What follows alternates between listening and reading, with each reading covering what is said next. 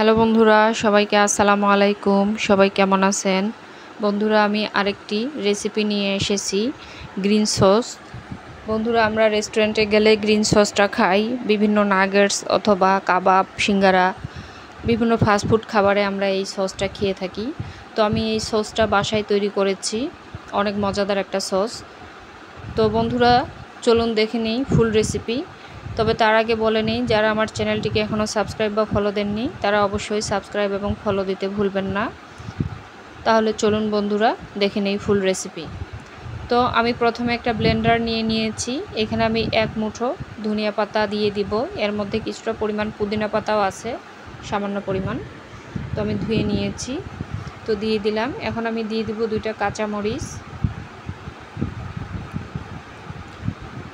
আর বন্ধুরা, এখানে আমি দিয়ে দিব 1 টেবিল চামচ পরিমাণ বেসন, বুটের যে বেসন সেটা আমি দিয়ে দিব।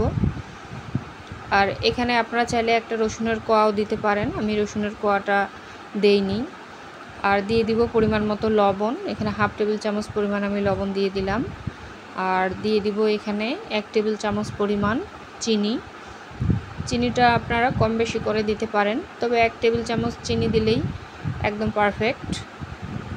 আর এখানে আমি দিয়ে দেব টক দই।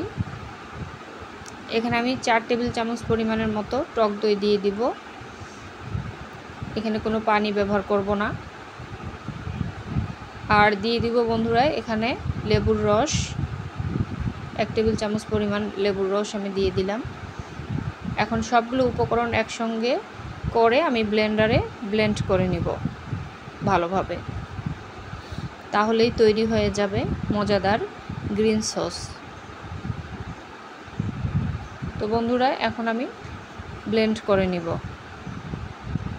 তো বন্ধুরা দেখেন, আমি ব্লেন্ড করে নিয়েছি। এই সসটা একটু পাতলা টাইপেরই হয়।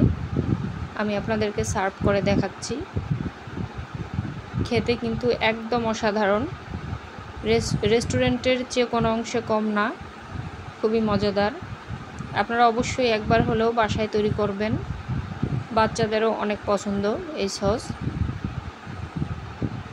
তো বন্ধুরা, রেসিপিটি ভালো লেগে থাকলে অবশ্যই লাইক, কমেন্ট, শেয়ার এবং সাবস্ক্রাইব করতে ভুলবেন না, আমি আবারও বললাম।